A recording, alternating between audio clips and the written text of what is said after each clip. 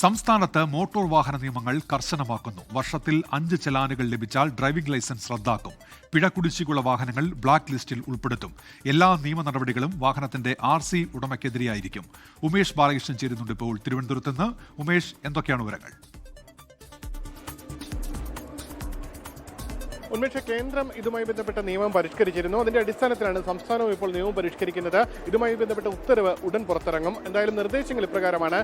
ഒരു വർഷം, അതായത് ഒരു 5 നിയമലംഘനങ്ങൾ മോട്ടോർ വാഹന വകുപ്പ് നിയമലംഘനങ്ങൾ ലംഘിച്ചു കഴിഞ്ഞാൽ അയാളുടെ ലൈസൻസ് റദ്ദാക്കുക എന്നുള്ള നടപടിയിലേക്ക് കടക്കും. അതായത് എന്ത് നിയമലംഘനങ്ങളുമാകട്ടെ, അതായത് സീറ്റ് ബെൽറ്റ് ഇടാത്തത്, ഹെൽമെറ്റ് ഇല്ലാത്തത്, ഓവർ സ്പീഡ് ഉൾപ്പെടെയുള്ള 5 നിയമലംഘനങ്ങൾ ഒരു വർഷത്തിൽ നടപ്പാക്കിയാൽ ലൈസൻസ് റദ്ദാകുമെന്നുള്ള ഒരു വളരെ കർശനമായ ഒരു നടപടിയിലേക്ക് പോവുകയാണ്. അതുകൊണ്ട് തന്നെ കർശനമായി തന്നെ നിയമലംഘനങ്ങൾ പാലിച്ച് മുന്നോട്ട് പോകണം. ഒപ്പം നിയമലംഘനങ്ങളിൽ ചെല്ലാൻ അടയ്ക്കാത്തവരുടെ വാഹനങ്ങൾ ബ്ലാക്ക് ലിസ്റ്റിൽ പെടുത്തും.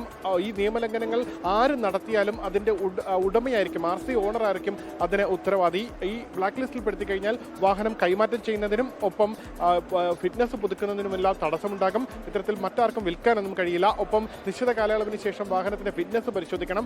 ബ്ലാക്ക് ലിസ്റ്റിൽ പെടുത്തിയ വാഹനമാണെങ്കിൽ പിന്നെ ഫിറ്റ്നസ് പുതുക്കി നൽകുന്ന സാഹചര്യം ഉണ്ടാവില്ല.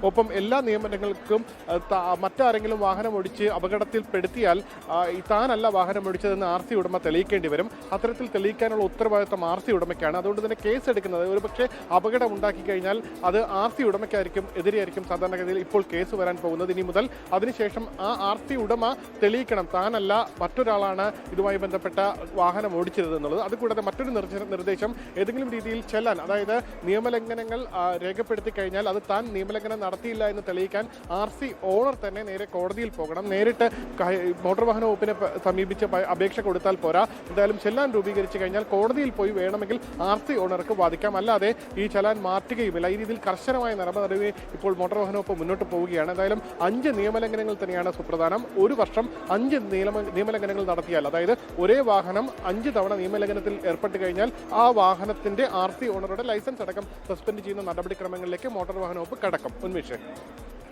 ശരി. ഉമേഷ് ബാലകൃഷ്ണനാണ് വിവരങ്ങൾ നൽകിയത്.